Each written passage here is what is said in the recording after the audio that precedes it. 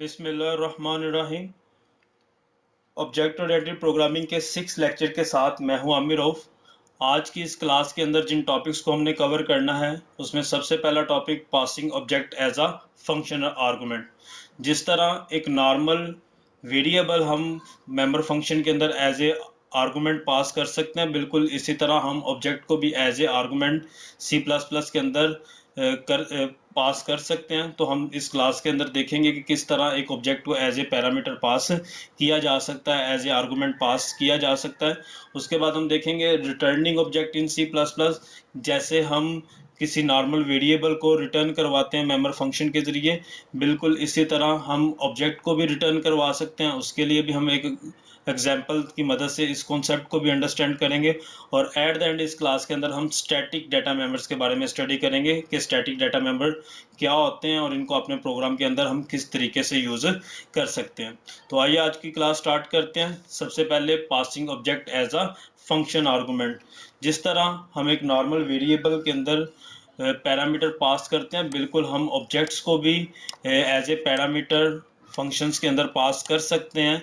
इसका मेथड बिल्कुल ऐसे ही है, जैसे सेम मेथड है जैसे हम एक नॉर्मल फंक्शन के अंदर पैरामीटर पास करते हैं। बिल्कुल जैसे नॉर्मल फंक्शन के अंदर हम किसी वेरिएबल को पास करते हैं, उसी तरह एक ऑब्जेक्ट को भी एज ए पैरामीटर हम पास कर सकते हैं। तो जैसे हमारे पास यहाँ एक एग्जांपल है, टेस्ट क्लास है। टेस्ट क्लास के अंदर एक मेरे पास डाटा मेंबर है वाइड डिस्प, लेकिन यहाँ जो इम्पोर्टेंट चीज़ है ये इस क्लास का पैरामीटर है। जैसे हम आम ये यहाँ हमारे पास पैरामीटर है,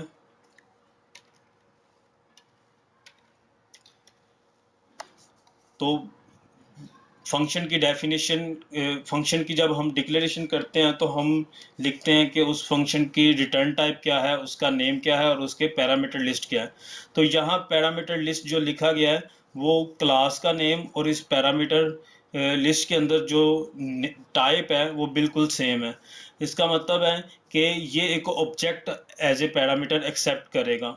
ऑब्जेक्ट एज ए पैरामीटर, जैसे हम कोई पैरामीटर आम टाइप का जैसे वेरिएबल इंटीजर टाइप का वेरिएबल लिखें तो हम यहाँ इंट लिख देते हैं। इसका मतलब ये होता है कि इंटीजर टाइप का कि variable as a parameter accept करेगा।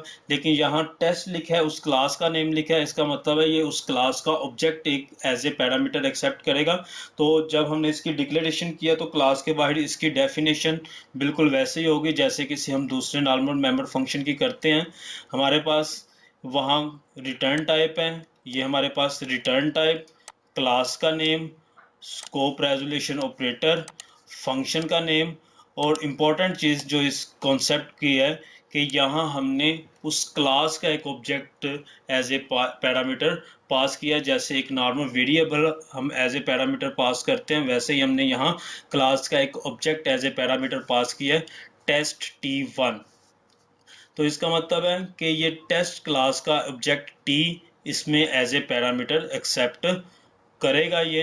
तो हम इसको एक एग्जांपल की मदद से देखते हैं कि किस तरह हम अपने प्रोग्राम के अंदर ऑब्जेक्ट को एज ए पैरामीटर पास कर सकते हैं। तो एक प्रोग्राम में बनाएंगे, एक प्रोग्राम हम बनाएंगे। प्रोग्राम के अंदर हम करेंगे क्या, हमारे पास एक क्लास होगी, क्लास के अंदर दो डाटा मेंबर हम फाइंड कर लेंगे। एक का नाम एच रख लेंगे, दूसरे का नाम एम रख लेंगे। एच आवर्स के लिए इस्तेमाल करूंगा मैं और एम मिनट्स के लिए इस्तेमाल करूंगा। और इस क्लास के हम ऑब्जेक्ट बनाएंगे। इस क्लास का ऑब्जेक्ट हम बनाएंगे, लेट्स सपोज एक ऑब्जेक्ट बना लिया T1 और एक ऑब्जेक्ट बना लेंगे T2। अब ऑब्जेक्ट बनाने से क्या होता है कि जो क्लास का जब हम एक ऑब्जेक्ट बनाते हैं तो उस क्लास के डाटा मेंबर की एक कॉपी उस ऑब्जेक्ट के पास चली जाती है। यानी अगर मैं फ़र्ज़ करें क्लास टाइम बनाई है और उसके अंदर दो पैरामीटर्स हैं मेरे पास, एक एच है और एक एम है। अब जब उस क्लास का मैं ऑब्जेक्ट T1 बनाऊंगा तो एच और एम की एक कॉपी T1 के पास भी चली जाएगी। इसी तरह दूसरा ऑब्जेक्ट उस क्लास का बनाएंगे तो उसकी भी एक कॉपी हमारे T2 के पास चली जाएगी। तो फ़र्ज़ करें यूज़र एंटर कर देता है वैल्यू इसकी T1 के अंदर आवर्स एंटर कर देता है 4 और मिंट एंटर कर देता है 30। इसी तरह T2 के लिए यूज़र एंटर कर देता है 3 और मिंट एंटर कर देता है 35। अब हम क्या करेंगे, हम इस प्रोग्राम के अंदर एक तीसरा ऑब्जेक्ट बनाएंगे जिसका नाम रखेंगे हम T3। एक तीसरा ऑब्जेक्ट बनाएंगे जिसका नाम रखेंगे T3। अब जो तीसरा ऑब्जेक्ट है उसके पास भी H और M की एक कॉपी चली जाएगी, यानी उसके पास भी अपना एक H होगा और उसके पास भी एक अपना M होगा।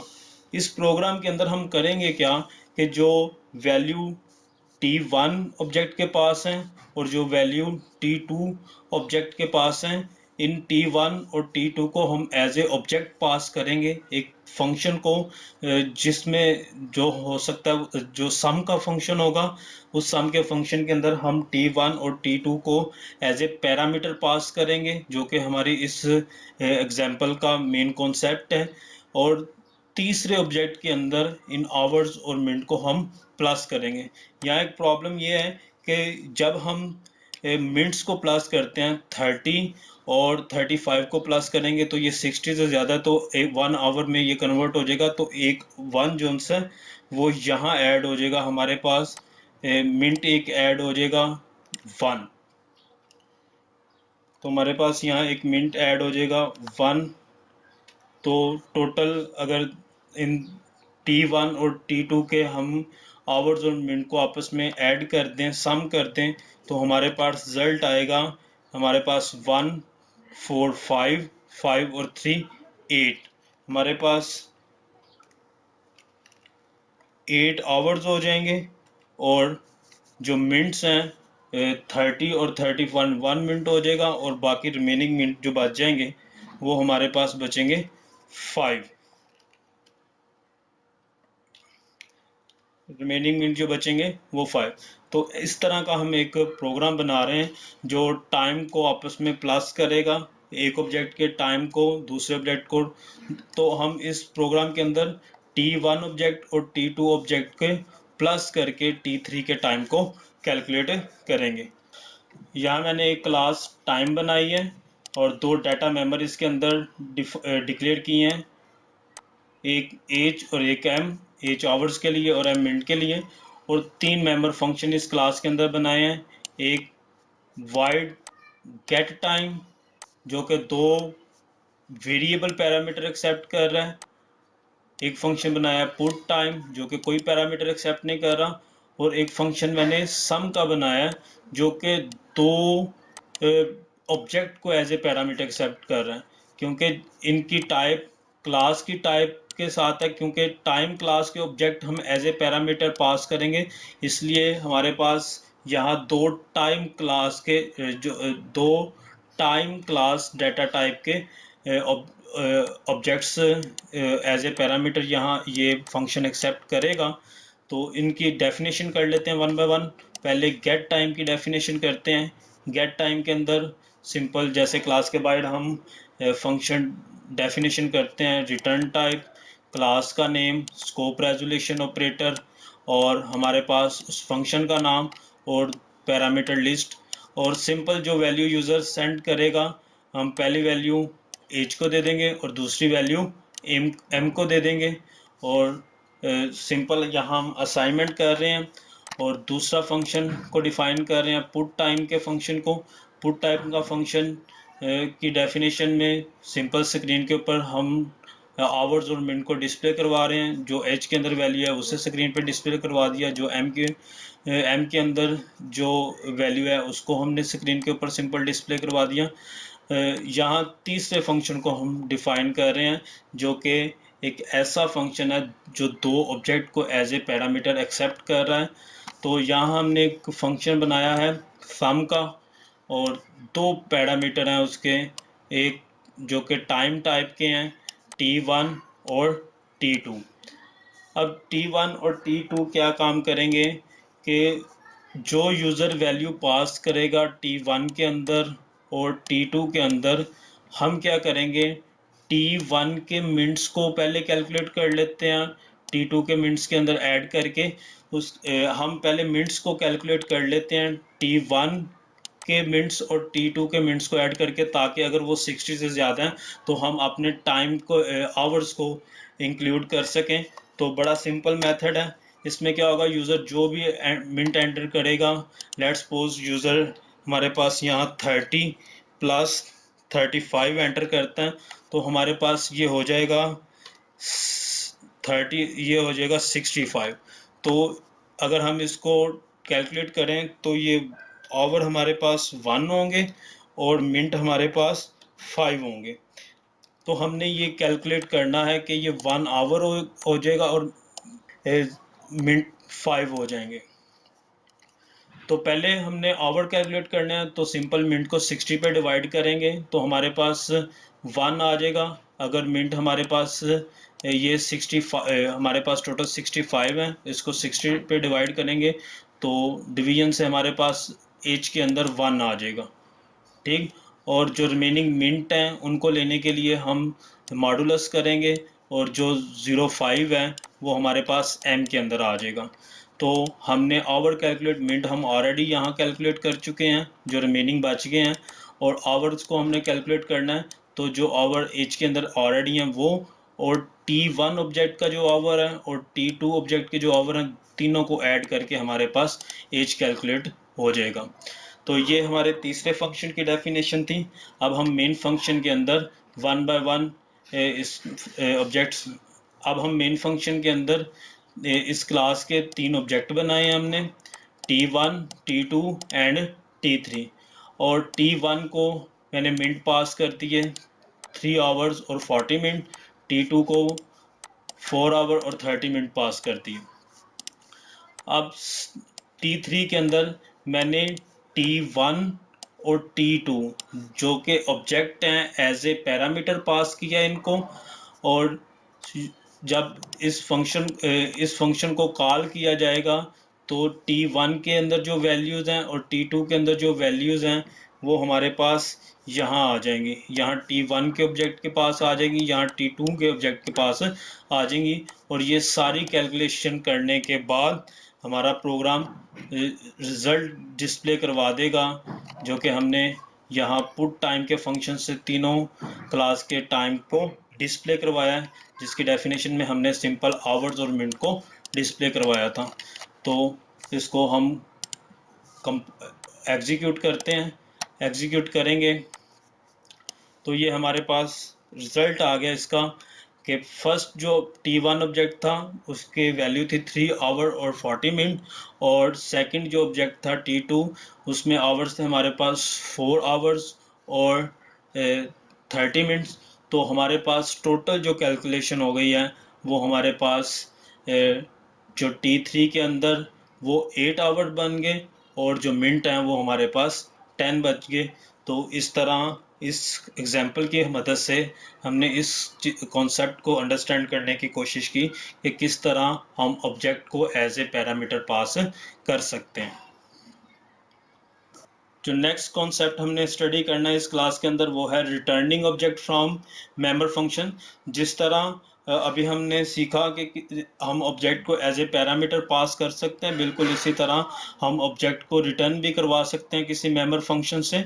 उसके तरीकाकार भी सिंपल बिल्कुल ऐसे ही है जैसे हमारे पास एक नॉर्मल वेरिएबल को हम रिटर्न करवाते हैं, सिंपली हम उसी तरह अपने ऑब्जेक्ट को भी रिटर्न करवा सकते हैं। If a member function return an object, it return type should be the same as the type of object to be return. तो जो मेंबर फंक्शन उसको रिटर्न करेगा ऑब्जेक्ट को, उसकी जो रिटर्न टाइप है वो उसी क्लास के नेम के साथ होनी चाहिए, ताकि हमें पता चले कि ये उस क्लास के ऑब्जेक्ट को रिटर्न कर रहा है। सिंपल क्लास का जो रिटर्न टाइप है वो क्लास का नेम होनी चाहिए जिस क्लास का ऑब्जेक्ट वो रिटर्न कर रहा है। तो इस कॉन्सेप्ट को भी हम एक दूसरी एग्जांपल की मदद से अंडरस्टैंड करने की कोशिश करते हैं।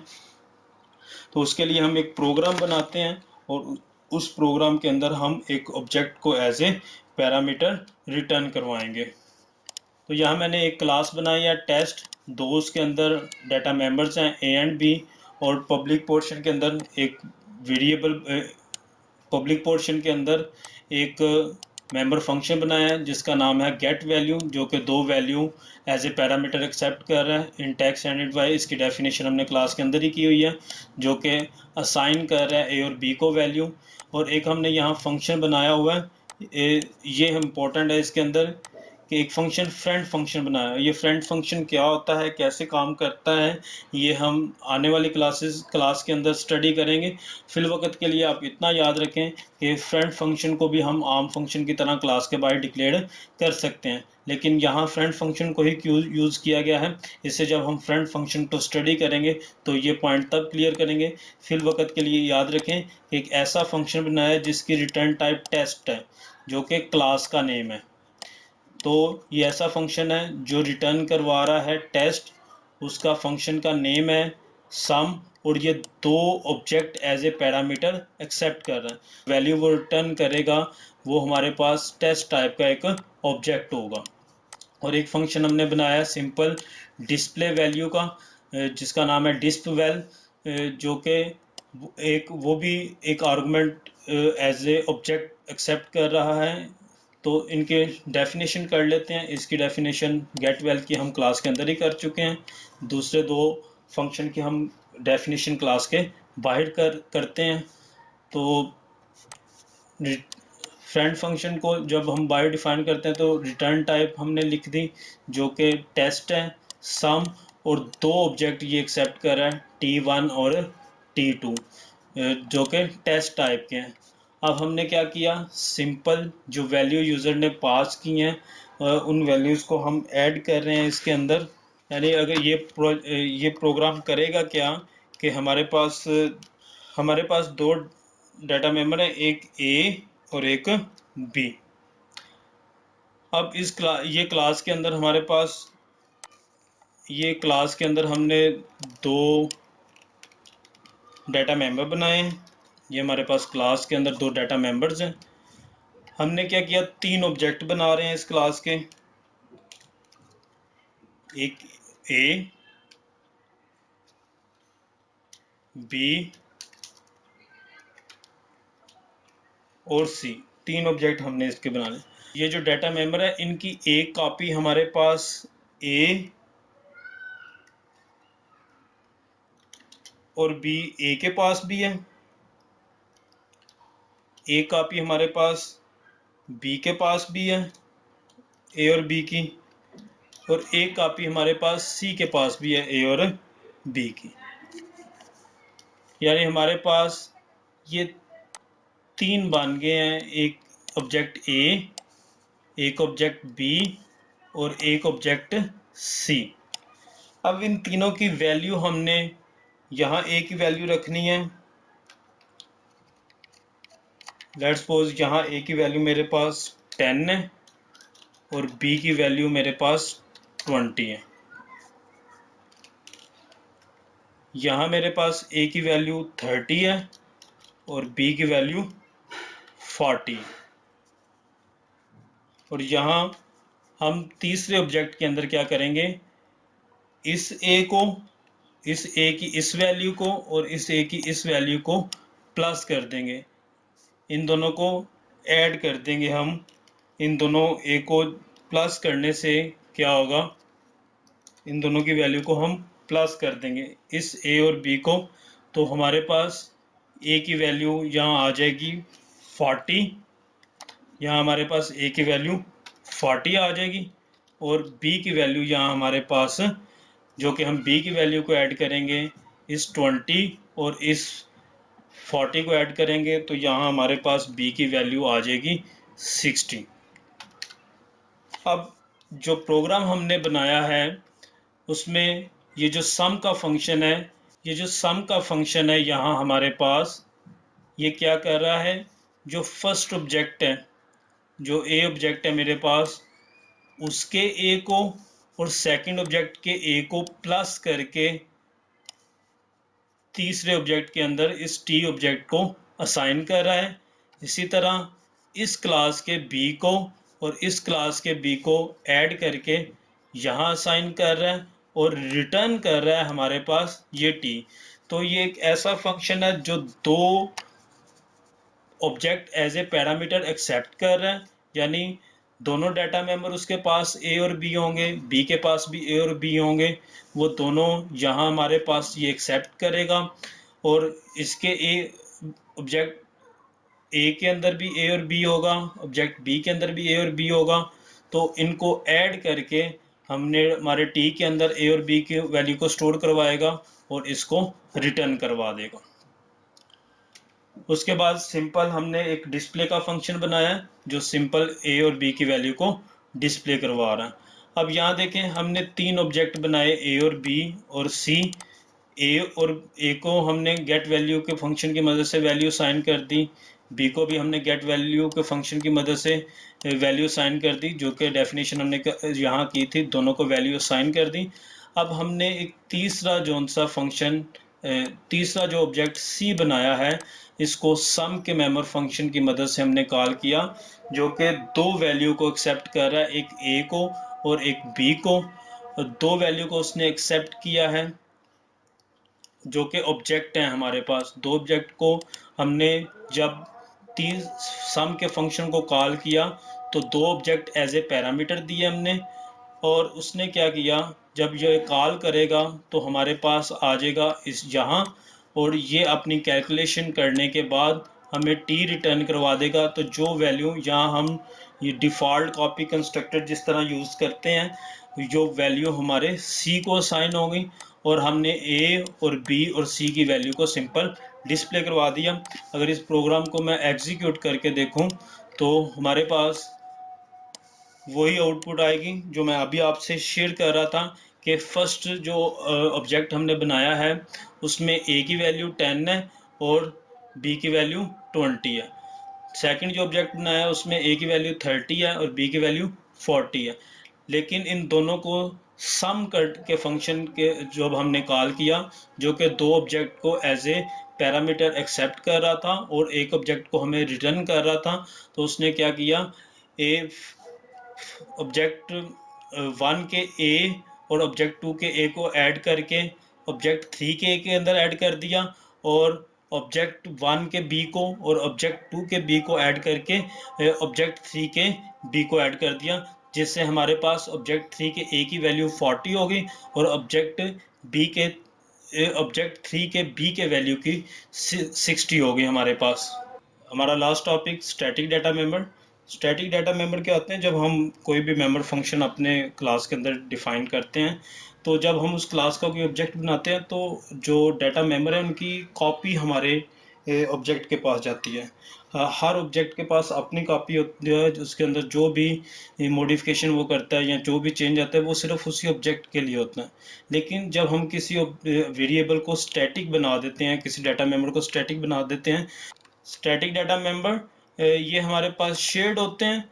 तमाम जितने भी हम उस क्लास के ऑब्जेक्ट बनाएंगे सबको वो वेरिएबल मिलेगा, इसे हम स्टैटिक डाटा मेंबर बोलते हैं।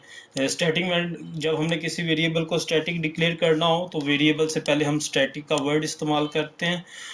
अगर तो मेमोरी के अंदर सिर्फ एक ही वेरिएबल क्रिएट होगा और तमाम ऑब्जेक्ट उसी वेरिएबल को इस्तेमाल करेंगे। जब हम किसी वेरिएबल को स्टैटिक वेरिएबल बना देते हैं या स्टैटिक डाटा मेंबर बना देते हैं, तो मेमोरी के अंदर एक ही वेरिएबल क्रिएट होगा और बाकी तमाम जितने भी ऑब्जेक्ट्स हैं वो उसी वेरिएबल को यूज़ करेंगे। फॉर एग्जांपल मेरे पास यहाँ क्लास ABC है, जिसके अंदर एक डाटा मेंबर बनाया हुआ है जो कि एक आम वेरिएबल है। जब हम इस क्लास का ऑब्जेक्ट बनाएंगे तो ये हर वेरिएबल को इस नंबर डाटा टाइप, जो इंटीजर टाइप का एक नंबर वेरिएबल है, उसकी एक कॉपी मिलेगी। लेकिन दूसरा एक डाटा मेंबर जो हमने यहाँ डिफाइन किया है वो है स्टैटिक।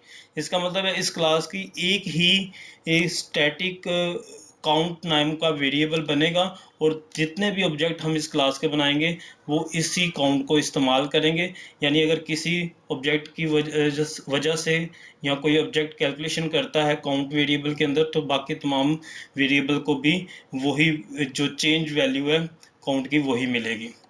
तो ये क्लास है, फॉर एग्जांपल यहाँ पब्लिक एरिया के अंदर भी कुछ फंक्शन है, तो यहाँ जो इम्पोर्टेंट बात वो ये है कि जब हम किसी वेरिएबल को स्टैटिक वेरिएबल बनाते हैं तो उसे हमें क्लास के बाहर डिफ़ाइन करना होता है। जिस तरह हम कोई मेंबर फंक्शन डिफ़ाइन करते हैं तो स्टैटिक वेरिएबल को भी हम क्लास के बाहर डिफ़ाइन करते हैं। तो ये डिफ़ाइन करना इसलिए ज़रूरी है ताकि ये इस क्लास का मेंबर है और दूसरे तमाम ऑब्जेक्ट इस मेंबर को यूज़ कर सकते हैं, इसलिए हम इसे क्लास के बाहर डिफ़ाइन करते हैं। डिफ़ाइन करने का तरीका यही है कि हम उस वेरिएबल की डाटा टाइप, उस क्लास का नेम, स्कोप रेजोल्यूशन ऑपरेटर और साथ काउंट जो उस वेरिएबल का नाम है वो डिफाइन वो मेंशन करते हैं। तो जिससे ये एक स्टैटिक वेरिएबल बन जाएगा जब कोई भी ऑब्जेक्ट जो इस काउंट वेरिएबल को यूज़ कर सकेगा। तो एग्जाम्पल की मदद से हम देखते हैं कि किस तरह हम स्टैटिक वेरिएबल को अपने प्रोग्राम के अंदर इस्तेमाल कर सकते हैं। यहाँ हमारे पास एक क्लास टेस्ट है। क्लास के अंदर हमने दो डाटा मेंबर बनाए, एक आर्म वेरिएबल नंबर और एक स्टैटिक वेरिएबल काउंट, और दो मेंबर फंक्शन है, गेट वैल्यू और डिस्प्ले काउंटर, जो कि काउंटर की वैल्यू डिस्प्ले करने के लिए। तो यूज़र से गेट वैल्यू फंक्शन की डेफिनेशन के अंदर यूज़र जो value as a parameter pass करेगा वो हम नंबर को असाइन कर देंगे और वो नंबर स्क्रीन के ऊपर डिस्प्ले करवा देंगे, और साथ ही काउंटर की वैल्यू एक इंक्रीज कर देंगे। यूज़र जितनी दफ़ा भी गेट वेल का फंक्शन कॉल करेगा तो हम काउंटर की एक वैल्यू इंक्रीज कर दिया करेंगे। और डिस्प्ले फंक्शन के अंदर जो और डिस्प्ले काउंट के अंदर सिंपल हमने उस काउंटर की वैल्यू को डिस्प्ले करवाया है कि कितनी दफ़ा हमारे पास गेट वेल का फंक्शन कॉल हुआ है। तो साथ इम्पोर्टेंट बात, जो स्टैटिक इन काउंट हमने यहाँ डिक्लेयर किया है उसे हमने क्लास के बाहर यहाँ डिफ़ाइन भी किया है। डिफ़ाइन करने का तरीका वही है, डाटा टाइप, क्लास का नेम, डाटा टाइप, क्लास का नेम, स्कोप रेजोल्यूशन ऑपरेटर और उस वेरिएबल का नाम। अब हम क्या करेंगे कि सिंपल मैंने तीन वेरिएबल डिक्लेयर किए हैं और तीनों की वैल्यू डिस्प्ले करवाई है। तीन वेरिएबल डिक्लेयर किए हैं और तीनों की वैल्यू डिस्प्ले करवाई है। तो स्टैटिक फंक्शन जो सा होता है वो स्टार्ट के ऊपर इसकी वैल्यू 0 होती है। यानी अगर हम इसे कोई वैल्यू इनिशियलाइज नहीं करते तो स्टैटिक काउंटर की वैल्यू स्टार्ट पे 0 होती है। तो 0 से ये स्टार्ट करेगा, जितने भी हमारे ऑब्जेक्ट इस फंक्शन को जितने भी ऑब्जेक्ट हमारे इस डाटा मेंबर को एक्सेस करेंगे तो स्टार्टिंग के ऊपर उनको इसकी वैल्यू 0 ही मिलेगी। तो जहाँ हमने फर्स्ट ऑब्जेक्ट के साथ डिस्प्ले काउंट, तो काउंटर की वैल्यू स्टार्ट के ऊपर 0 होती है तो 0 प्रिंट हो जाएगा। सेकंड ऑब्जेक्ट को भी हमने डिस्प्ले काउंटर करवाया तो तब भी हमारे पास एक वैल्यू इंक्रीज हो जाएगी। थर्ड के ऊपर भी हमने सिंपल एक डिस्प्ले काउंटर, थर्ड ऑब्जेक्ट में भी हमने डिस्प्ले काउंटर करवाया तो अब तीनों ऑब्जेक्ट के पास काउंटर की वैल्यू सेम होगी जो कि स्टार्ट के ऊपर 0 होगी। फिर हमने गेट वैल्यू से फर्स्ट ऑब्जेक्ट के साथ 100 पास किया, सेकंड ऑब्जेक्ट के साथ 200 पास किया, थर्ड ऑब्जेक्ट के साथ 300 पास किया। तो जब ये गेट वैल का फंक्शन कॉल होगा तो यहाँ हमारे पास जो नंबर है वो डिस्प्ले होगा 100 और साथ काउंटर की वैल्यू इंक्रीज हो जाएगी। अब काउंटर की वैल्यू 1 है तो काउंटर की वैल्यू 1 हो गई। इसी तरह जब दूसरे ऑब्जेक्ट के साथ हमने गेट वैल्यू के फंक्शन को कॉल किया तो यहाँ हमारे पास 200 पास किया तो नंबर तो हमारे पास यहाँ 200 आएगा। फर्स्ट ऑब्जेक्ट के लिए नंबर की वैल्यू अपना उसके पास नंबर वेरिएबल की कॉपी थी तो उसने 100 प्रिंट करवाया। सेकंड ऑब्जेक्ट के पास अपने नंबर की कॉपी है तो उसने 200 प्रिंट करवाया। तो काउंटर की वैल्यू यहाँ जो इंक्रीज होगी, तो पहले काउंटर जब फर्स्ट ऑब्जेक्ट कॉल हुआ था तो काउंटर की वैल्यू 1 हो गई थी, अब जब कॉल होगा तो काउंटर की वैल्यू 2 हो जाएगी। इसी तरह जब हमने तीसरे ऑब्जेक्ट के साथ गेट वैल्यू का फंक्शन कॉल किया तो नंबर की कॉपी तो उसकी अपनी है, यहाँ 300 नंबर के अंदर आएगा, 300 प्रिंट करवाएगा और काउंटर की वैल्यू इंक्रीज करेगा जो कि पहले 2 थी अब इंक्रीज होके 3 हो जाएगी। तो हमने ये चेक करने के लिए कि काउंटर की वैल्यू क्या सबके पास सेम ही है तो तीनों की काउंटर की वैल्यू तीनों ऑब्जेक्ट के साथ दोबारा डिस्प्ले करवाई। तो सिंपल हमारे पास यहाँ पहले हमने चेक किया कि काउंटर की वैल्यू तमाम ऑब्जेक्ट्स के लिए कितनी है, फिर हमने हर ऑब्जेक्ट के लिए अलग-अलग वैल्यू पास करके चेक की कि नंबर के लिए हर एक के पास अपनी अपनी कॉपी है नंबर वेरिएबल की, इसलिए हर एक की अपनी अपनी वैल्यू डिस्प्ले होगी। और फिर एट द एंड हमने काउंटर की वैल्यू चेक की, क्या काउंटर की वैल्यू सबके पास सेम है। तो प्रोग्राम को रन करके देखते हैं। हमने प्रोग्राम को रन किया तो बिल्कुल वैसे ही जैसे हम बात कर रहे थे कि काउंटर की वैल्यू सबके पास पहले 0 0 थी, उसके बाद हर ऑब्जेक्ट के साथ हमने गेट वैल के फंक्शन को कॉल करते हुए 100 प्रिंट करवाया, 200, 300, और जब बाद में सब ऑब्जेक्ट के साथ हमने काउंटर की वैल्यू डिस्प्ले करवाई तो वो सबके पास वैल्यू सेम थी। तो हमने सिंपल स्टैटिक मेंबर फंक्शन को इस क्लास के अंदर डिस्कस किया कि स्टैटिक मेंबर फंक्शन क्या होते हैं। अगर इसको मैं थोड़ा सा एक्सप्लेन कर दूं